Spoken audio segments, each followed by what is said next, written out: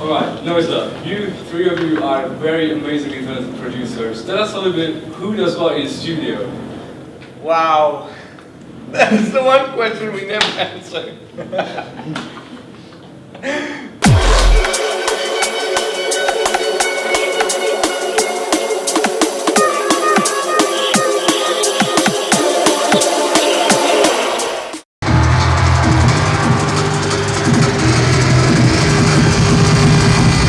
Budapest.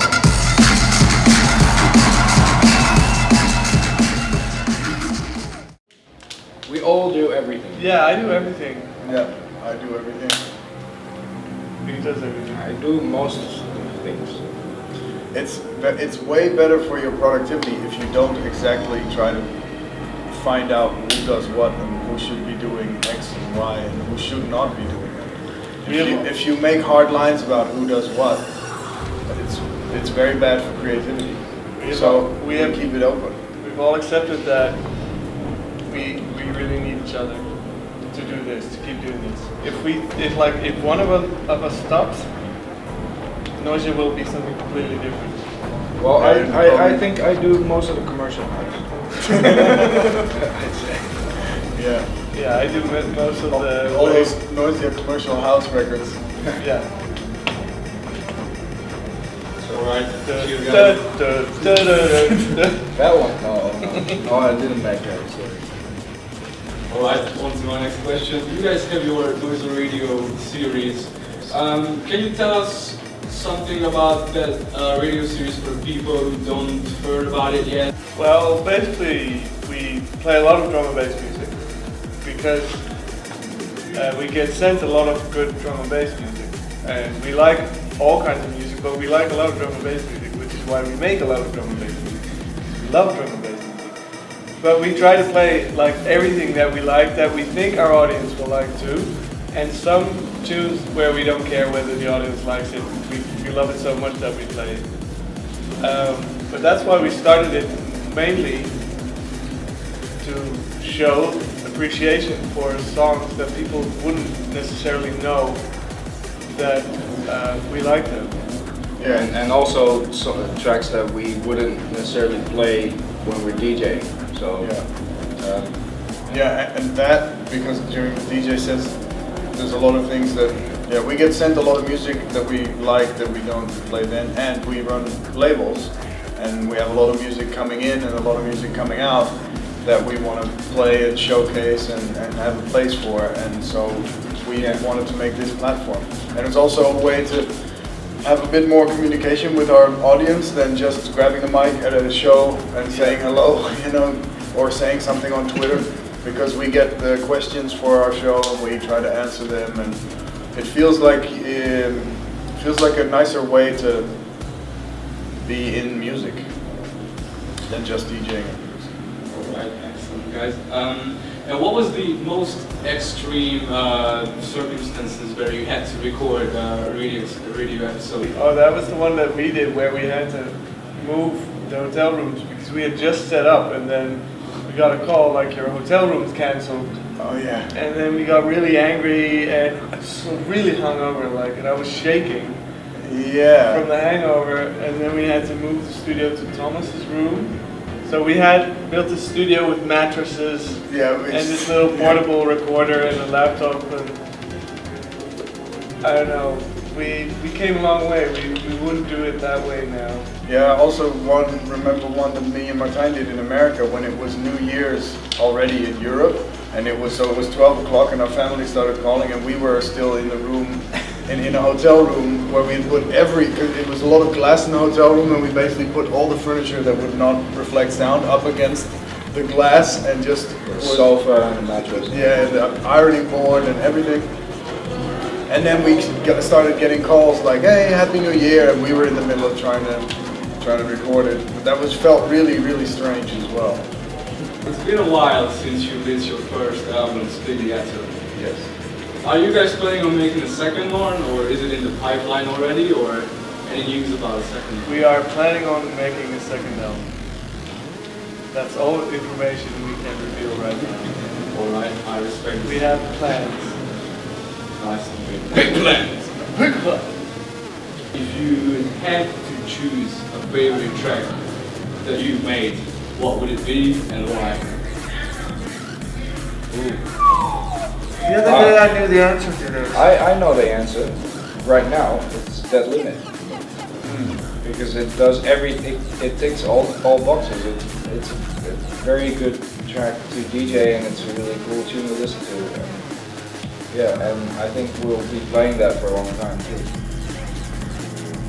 Yeah, I can agree with that. I think I was just thinking about this yesterday, and it changes. But right now, I really like Running Blind.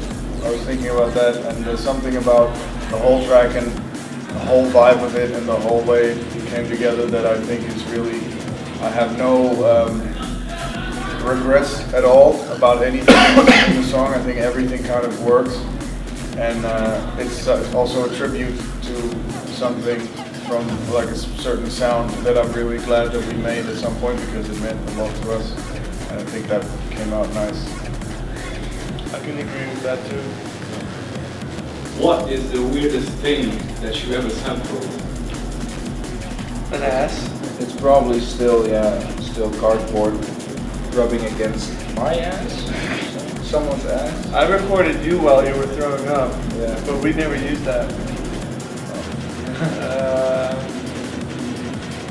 You mean that we used or that we recorded? Because We recorded a lot of. I recorded a lot of like kitchens and stuff, just with a portable recorder, like a lot of weird stuff.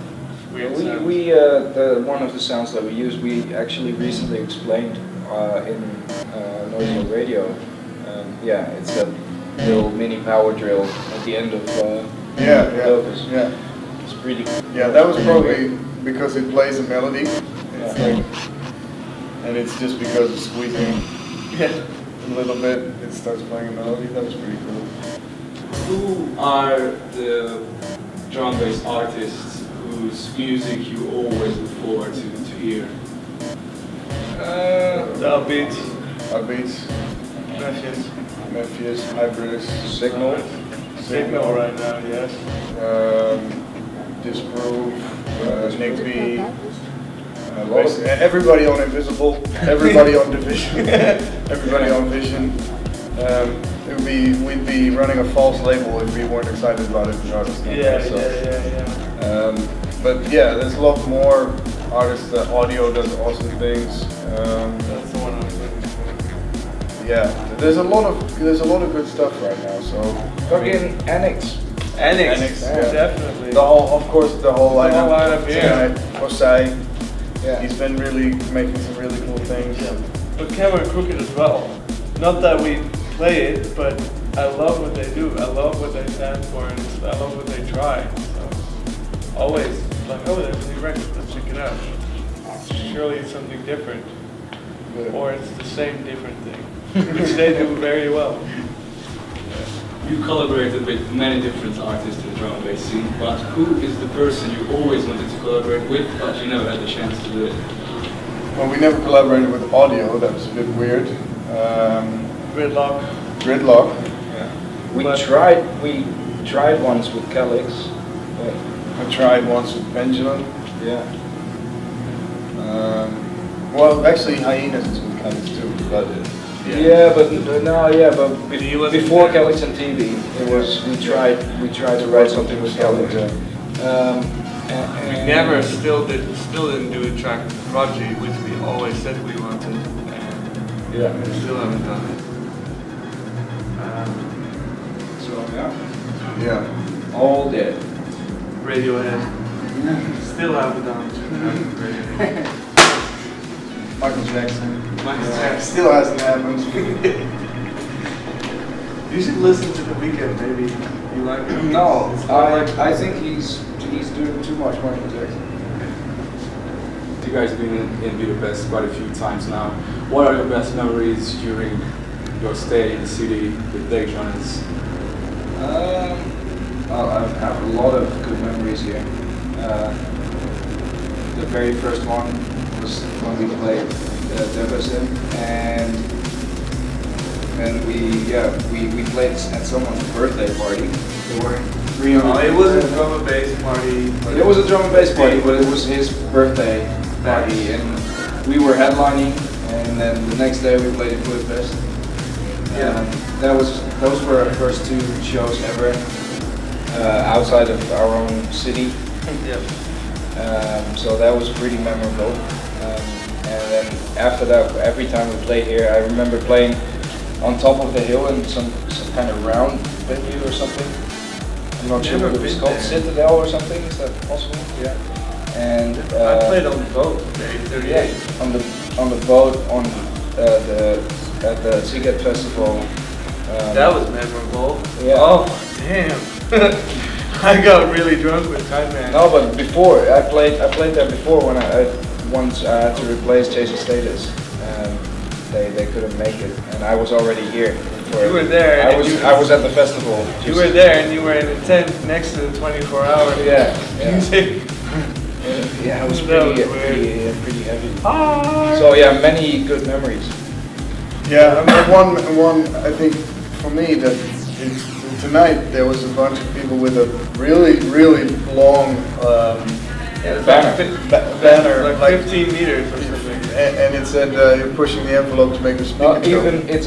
This ain't no joke. That was. Oh, this ain't no joke. Yeah, the line from Joke, the big record with Mayhem and Verse from what 2006? I think. No, Tide is 2005, so it might be 2006. Anyway, 10 years ago, and they have the lyrics on the thing. That was pretty special. It reminded me of football crowds. They always think of like new ways to do something original. And Yeah, there's a name for it, isn't it? Sfeeractie in Dutch. It's Sfeeractie. That's what we love. We want to see more Sfeeracties. Yeah, Sfeeractie. Top.